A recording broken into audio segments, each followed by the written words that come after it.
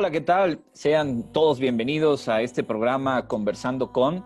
Por supuesto, este es un espacio del Instituto Veracruzano de la Cultura a través del Centro Cultural Ágora de la Ciudad. Y eso que ustedes escucharon al principio es precisamente la voz de Hatsiri Gallegos, quien me acompaña en esta tarde y que estamos muy contentos porque estamos dedicando este programa, esta serie de conversatorios a los proyectos musicales que han surgido en estos tiempos, que se han presentado aquí, principalmente en la ciudad de Jalapa. Y es un gusto recibir aquí a Hatsiri Gallegos. Hatsiri, bienvenida. Hola Gus, muchas gracias. Gracias por la invitación y gracias por escuchar este tema. No, no, pues al contrario, muchas gracias a ti. Yo quisiera decirle a la gente que pues eres una amiga del Ágora, eres una colaboradora también, te has presentado ya en distintas ocasiones en el Ágora de la Ciudad y por supuesto que el público del Ágora es un público que ya te conoce y sobre todo que conoce tu voz.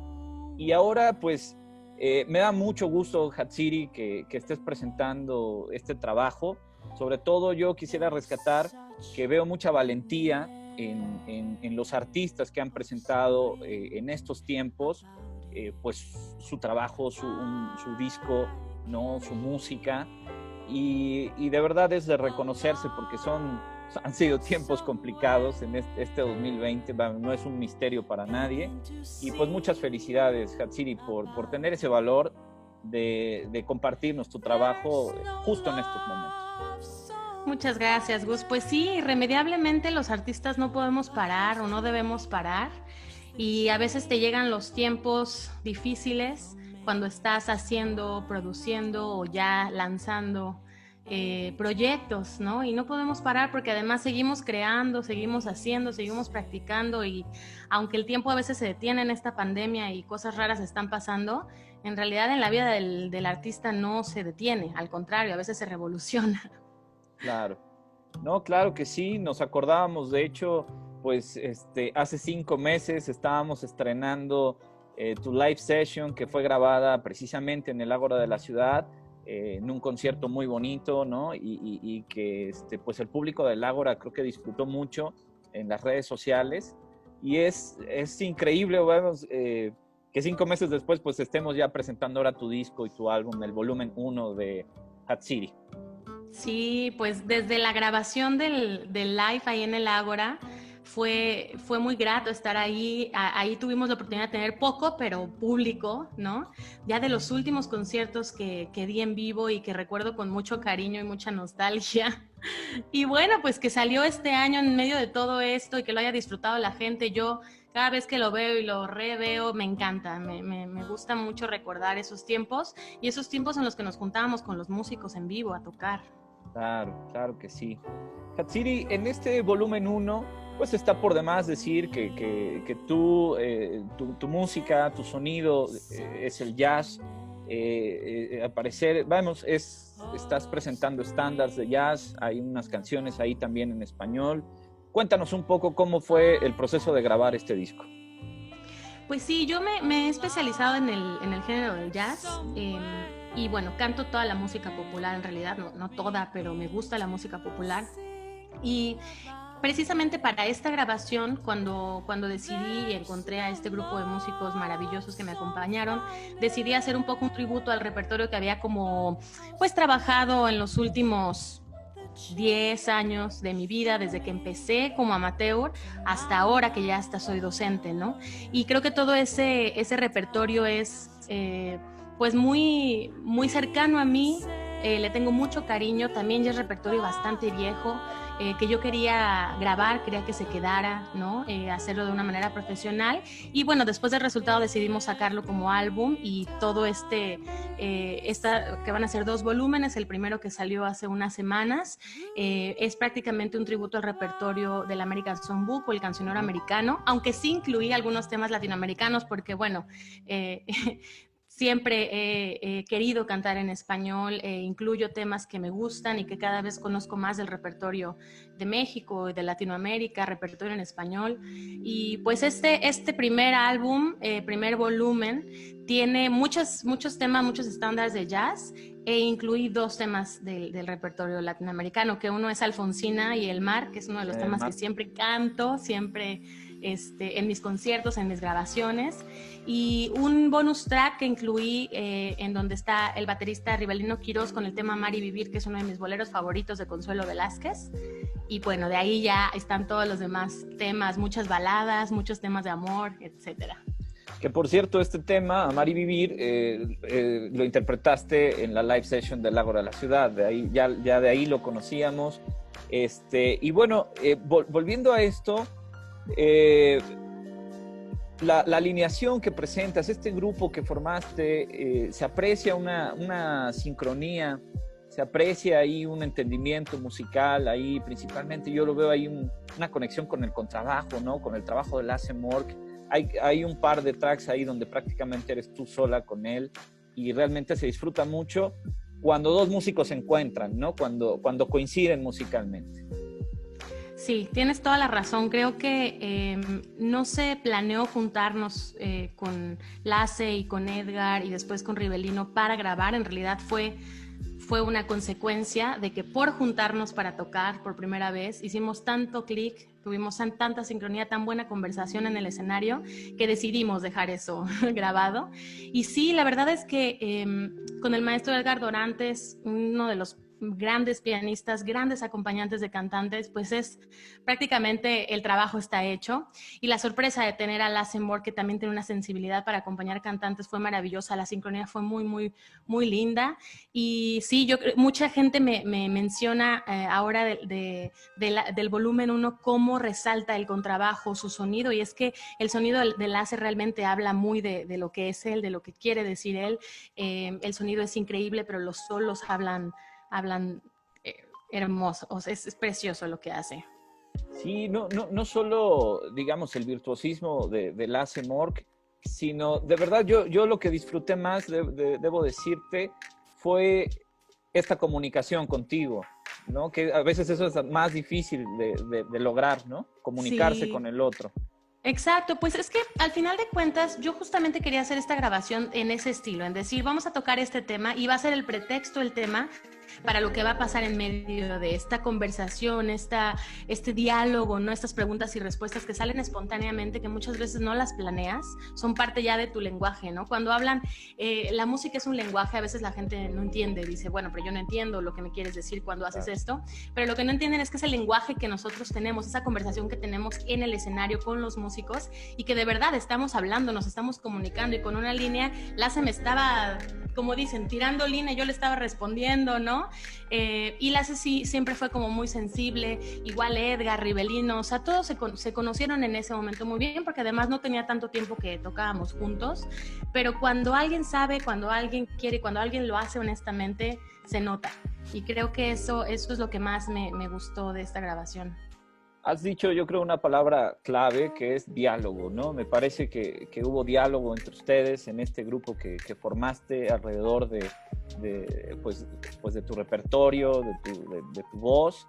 Y eso nos lleva un poquito al proceso de la grabación. Yo te he escuchado en otras ocasiones, incluso me lo has comentado, que fue una grabación muy libre, ¿no? Que se metieron al estudio y que de la manera más libre, pues se encerraron y estuvieron grabando todo este material.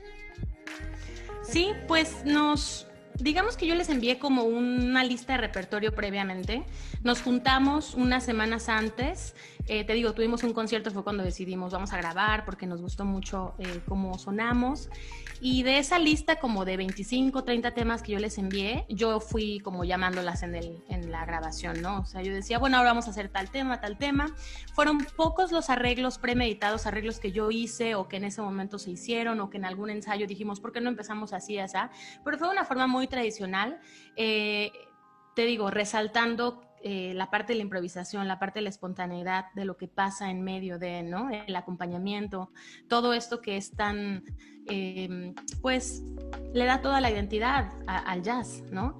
Y sí, nos metimos 2 días al estudio de grabación y fue como a grabar. Y a veces hicimos 2, 3 tomas de cada tema para poder tener como opciones elegir. Y algunas veces fue a primera toma y quedaron. Por ejemplo, los duetos fueron primera toma, ¿no? Y me encanta porque ahí te cuento una de mis anécdotas favoritas cuando Lasse dice, no me gustó mi solo, y yo, vamos a repetirla, ¿no? Y él así como de, no vamos a repetir nada, ese soy yo. También hay veces que no me gusta, pero soy yo, ¿no? Para mí fue como una lección de decir, no tiene que quedar perfecto. A veces se te va una nota del contrabajo, ¿no? Especialmente estos instrumentos tan sensibles a la afinación, ¿no? Una nota en el mismo piano, una emoción en donde tocas 2 notas a la vez, la misma voz, ¿no? Estas desafinaciones, vaya, el jazz es un arte imperfecto y eso es lo que a mí más me gusta de este género. Claro que sí, por supuesto que evoca a historias preciosas como la grabación del Kind of Blue, por ejemplo, ¿no? De Miles Davis, este tipo de anécdotas, y que uno termina diciendo... Aquí está Miles, por acá atrás. Uno termina diciendo, pues no hacía falta nada más, ¿no? No hacía falta algo más. Mira qué bonito, Hatsiri, que hayan encontrado entre ustedes esta comunicación. Y cuéntanos un poquito más del repertorio, ¿no? ¿Qué cantaste por ahí? ¿Qué podemos encontrar por ahí para toda la gente que nos está viendo? Pues el primer tema que es el track número 1, que fue como un sencillo que lancé de hecho semanas antes. Este fue uno de los primeros estándares que yo canté. No es un estándar tan conocido, especialmente aquí en el mundo latinoamericano, que ahora estamos desarrollando y estudiando mucho este género. Yo me doy cuenta que hay muchos estándares que se repiten, que obviamente por tradición, ¿no?, oral, vamos copiando, ¿no?, de los jam stations, etcétera, pero también hay mucho repertorio que ha sido como olvidado. Y Day by Day, allá en Estados Unidos, claro que se canta mucho, se toca mucho, y a mí me encanta. Yo se lo escuché la primera vez con Carmen McRae, que es una de mis cantantes favoritas, y me gusta mucho ese estándar, ¿no? Es un estándar que habla de amor, ¿no? Y decidí abrir con ese tema que fue a trío, porque me gustó mucho la energía. Fue como, vamos a empezar, aquí estamos, ¿no? Y después viene una serie de temas, muchas baladas. Me di cuenta que, te digo, no planeé antes de la grabación como el número de tracks que va a haber en cada volumen. Yo no sabía que iban a salir arriba de 20 temas, que íbamos a grabar 20 temas. Yo no sabía qué iba a ser, cómo iba a ser. Entonces, realmente cuando dividí los volúmenes por formatos, ¿no?, duetos y tríos, y ya en el segundo volumen, que va a ser de cuarteto y quinteto, me di cuenta que había muchísimas baladas en los duetos y tríos. Tengo, por ejemplo, Every Time You Say Goodbye, que fue la que escucharon de Cole Porter, I'm in the Mood for Love, que la mezclé con su vocaliz, ¿no? Este tema que se hizo un estándar a partir de un solo, que se llama Moody's Mood for Love, que es un solo de James Moody. Entonces es un tema que dura como de 7 a 10 minutos porque son prácticamente 2 canciones que juntamos y es una balada preciosa. ¿Qué otro tema está? Bueno, está Bye Bye Blackbird, que también lo hicimos en swing. Hice el dueto con Lasse, I Thought About You, que es como más walking swing, y también la sorpresa de Body and Soul, que es uno de mis baladas también favoritas. Bueno, todo es mi favorito, obviamente todo lo que canto me encanta. Y ahí fue Edgar el que me dijo, vamos a tocar una más a dueto, piano y voz, ¿no? Y se metió ya a punto de cerrar la grabación, el segundo día cansadísimos, y fue como, vamos a grabar esto, ¿no? Entonces hay temas muy lindos, y obviamente Alfonsina y el Mar, que fue de un arreglo que hicimos en un ensayo, fue como muy espontáneo. Yo les dije, oye, me gustaría que hubiera como una parte del bajo así, como tum pam, turum pam, tum pam, y entonces Lasse inmediatamente lo copió, y de ahí empezamos a desarrollarlo, y después Lasse dijo, vamos a hacer rubato, y él o sea, fue como mucho aprendizaje, ¿no? Nos complementamos muchísimo, y bueno, el tema de Amar y Vivir, que fue como, este bolero me encanta, lo vamos a grabar porque lo grabamos además en el live, y sigue en proceso de trabajo, etcétera, pero sí, están todos esos temas. También está I Fall in Love Too Easily, que es otra balada. I Fall in Love Too Easily, claro, sí. Es lindísima, hay una grabación hermosa de Chet Baker de ese tema. Hay varios, ya ni siquiera me acuerdo. No te quiero decir de las del volumen 2, no me vaya a confundir. Oye, Hatsiri, es muy curioso que los jazzistas hayan sido los que han presentado sus trabajos, ¿no? El jazz sigue, yo creo que es un privilegio de las ciudades, cuando en la propia ciudad se generan sus propios sonidos, sus propias melodías, y ese es el caso de Jalapa, ¿no? Ha habido en este año, ahí ya hay unas 3, 4 producciones que hemos escuchado ya los jalapeños en medio del confinamiento, en medio de estos tiempos tan difíciles, y que al final del día uno puede decir, pues esos eran los soundtracks, ese fue el soundtrack del año 2020, ¿no? También debe ser algo pues muy significativo, ¿no? Exacto, sí, yo creo que ha habido muchos, más que ni siquiera nos damos cuenta. Ya ves que con todo esto de las redes a veces se pierden muchas cosas que quisiéramos escuchar, que nos damos cuenta años después, y también de eso se trata.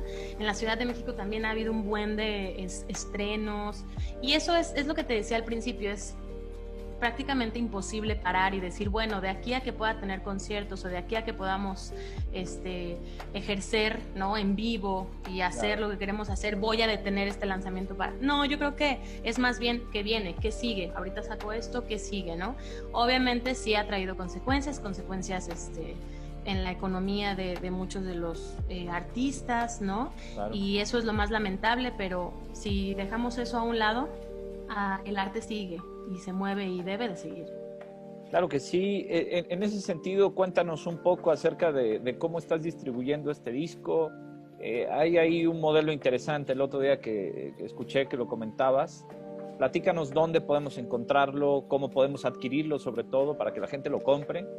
Claro, pues nosotros decidimos ya en las últimas semanas antes del lanzamiento no lanzarlo directamente en las plataformas en donde son prácticamente todo gratis, por ejemplo YouTube, Spotify, que son las más conocidas, que son muy accesibles, y la verdad yo sé que mucha gente lo que quiere es tener en su Spotify la playlist que quiere o el álbum y de ahí ponerle play. La inmediatez hoy en día es importante y lo entiendo, pero sí fue un poquito de reflexionar y decir, bueno, creo que sería bueno dejar un tiempo, ¿no?, este disco a la venta primero y después ponerlo en estas plataformas para primero hacer una campaña, un poquito de conciencia al consumo de arte, ponerlo a un precio bastante, digamos, no carísimo, ¿no?, asequible para la gente, y ya eventualmente saldrá, ya que salga el siguiente álbum, puede estar en las plataformas digitales gratis. Entonces ahorita lo que hicimos fue poner mi disco, abrí, estrené mi página web, que es heartcitymusic.com, y ahí lo pueden comprar. De hecho está la opción de comprarlo con tarjeta de débito o crédito, PayPal, ya sabes, todo eso.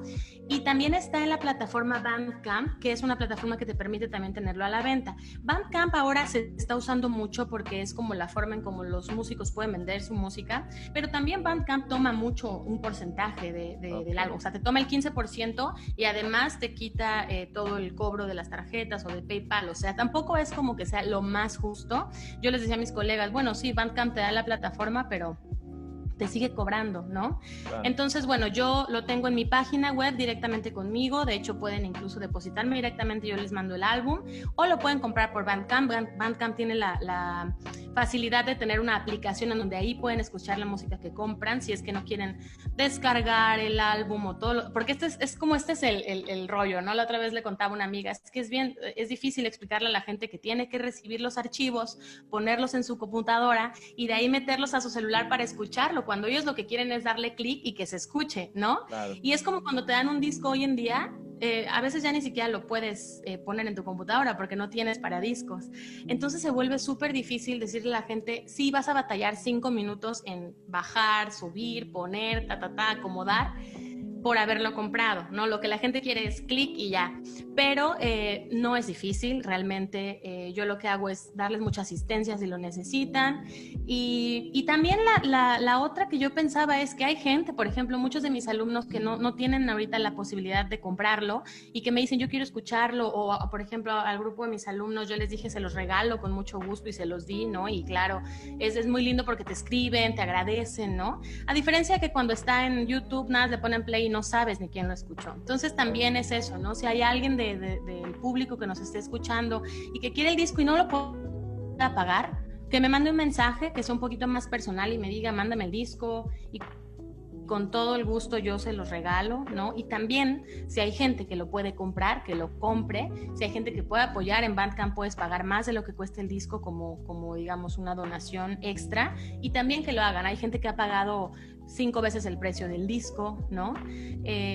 Vaya, es como crear conciencia, y yo creo que no se trata de quitar, poner, hacer, sino de decir, puedes consumir arte, así como puedes consumir ropa, así como puedes consumir comida, como vaya, todo se paga, ¿no? Entonces, pues ahí está, en mi página, en Bandcamp, y eventualmente lo voy a poner en Spotify. Claro que sí, o yo estaba pensando, como tradicionalmente, pues los conseguimos aquí en Jalapa, ¿no? Buscamos al artista, le preguntamos un número de cuenta y le depositamos, ¿no? Hay mucha gente que valora esto y al mismo tiempo es más personal, ¿no? No, imagínate, si no estuviéramos en la plena pandemia, yo lo que hubiera hecho es imprimirlos o imprimir arte objeto, ¿no? Que a lo mejor igual lo entregas de forma digital, pero con un simbolismo, ¿no? Y los vendes en los conciertos, pero también esa es otra. Eso ha mermado terriblemente el ingreso de los artistas, porque no pueden ir a los conciertos. En los conciertos es donde más se vende, tanto los discos como la mercancía. Entonces no podemos salir, y ahora tienes que luchar con las redes que son tan volátiles para que la gente recuerde, incluso mismos amigos como de, ay, no puedo creer que ya pasó un mes y no he comprado tu disco. Y yo, bueno, no te preocupes, yo entiendo. A mí me pasa igual. Yo quisiera comprar y adquirir el disco de todos los amigos, colegas. Si lo hiciera, no podría pagar mi renta, ¿sabes? Entonces entras en un conflicto como de, vamos manejando la compra, así como cuando te compras cualquier cosa, bueno, a meses, ¿no? El siguiente mes tal y tal. Así es esto, pero sí darle el lugar de consumo al arte, sí pensar que se tiene que pagar por el arte, ¿no? Definitivamente es algo en lo que todos tenemos que hacer conciencia, de que tenemos que construir, de que tenemos que generar las bases para que los artistas puedan seguir realizando su trabajo, para que el público pueda seguir yendo a escuchar a los artistas, a ver su trabajo, a apreciarlos. Y aquí tenemos que participar todos, ¿no? Las autoridades que generan las condiciones de todo tipo, los empresarios, los artistas, el público en general, realmente, y yo confío, hay mucha gente aquí que sabe lo que es trabajar, ¿no? Que sabe lo que es cuidar una producción de muchos meses. Hablando un poquito también de esto que comentabas, yo creo que es un registro muy honesto, ¿eh? Yo sí lo visualizo en físico, en poder tenerlo en físico alguna vez y ponerlo en el estéreo o en algún equipo de sonido para poder escucharlo, el disco completo, ¿no? Ay, a mí me encantaría imprimirlo en vinilo, por ejemplo. Totalmente. Es carísimo, es como, ¿cómo le hago para pagar, no? Y después tratar de recuperar, ya ni siquiera, o sea, olvida el ganar dinero, es nada más recuperar la inversión de todo lo que te costó, ¿no? Sí. Entonces sí, obviamente en el momento en que se puedan abrir, se van a abrir posibilidades. También tengo la fortuna de que el arte de este disco es una obra de arte de Mercedes Boullosa, que también es como, quiero que la gente tenga un pedacito de esa arte con ellos, ¿no? Hacer mercancía, etcétera. Pero todo esto es ahorita, ¿en dónde lo voy a vender? ¿No? ¿Qué tanto alcance va a tener? Y bueno, es difícil, pero también yo tengo que agradecer, ¿no? El apoyo, toda la gente que lo ha comprado, de verdad que yo sé que en estos tiempos tan difíciles no te imaginas, y lo hacen, lo compran, te apoyan, te comparten, te taguean, te escriben, ¿no? Mucha gente que no conocía me escribe diciéndome cómo me gustó muchísimo, me llega muchísimo tu voz, o me encantó el contrabajo, wow, con el pianista, y esas cosas, de verdad, el dinero viene pasando a segundo término. Claro. Dices, qué lindo que esta retroalimentación te llene en momentos tan difíciles cuando no puedes tener conciertos, ¿no? Definitivamente, Hatsiri. Y bueno, pues yo nada más quisiera pues decirle a la gente que aquí está este trabajo, el volumen 1 de Hatsiri. Es una voz que los puede acompañar perfectamente en estos días, en estos días de estar en casa, muchas veces solos, ¿no? Yo creo que el hecho de escuchar un disco completo, quizá tendríamos que volver a generar esta cultura del disco completo, del álbum completo, porque hay un artista que está cuidando todo y cada uno de los detalles, ¿no? El orden, ahí está el track, claro. en el mismo archivo que les mando el álbum, el orden. Claro. Sí, tiene mucho sentido, de verdad lo pensamos desde todo, ¿no? Cómo se elige, lo que se grabó. Creo que es muy disfrutable, yo lo sigo disfrutando, y mira que yo soy bastante crítica o autocrítica. Lo disfruto muchísimo, y sí, por favor, si pueden, cómprenlo, y si no pueden, díganme, yo se los envío con mucho gusto, solamente les pido que lo escuchen. Claro. Sí, muchas gracias por difundirlo y el Ágora, que siempre ha sido casa. El Ágora fue uno de los primeros lugares que yo canté cuando recién llegué a Jalapa y me presenté varias veces ahí. Después fue esta oportunidad del live, que fue también el primer live en México que yo hice. Entonces es un lugar muy especial para mí, precioso, además histórico, y pues siempre agradecida con todos ustedes, con el Ágora y con las puertas que se han abierto y la difusión que le dan. Y todos los proyectos que hacen me encantan. No, hombre, qué bueno, Hatsiri, bienvenida. Y de verdad esperamos pronto tener la oportunidad de que presentes este disco en vivo, de que lo presentes ahí en el Ágora. Ya veremos cómo lo hacemos, ya veremos a qué medidas nos ajustamos, pero será un gusto que vuelvas a estar ahí y que te reúnas con el público en ese espacio, ¿no? Claro que sí, haremos una presentación del disco del año que no existió. Mira qué buen título. Para todos.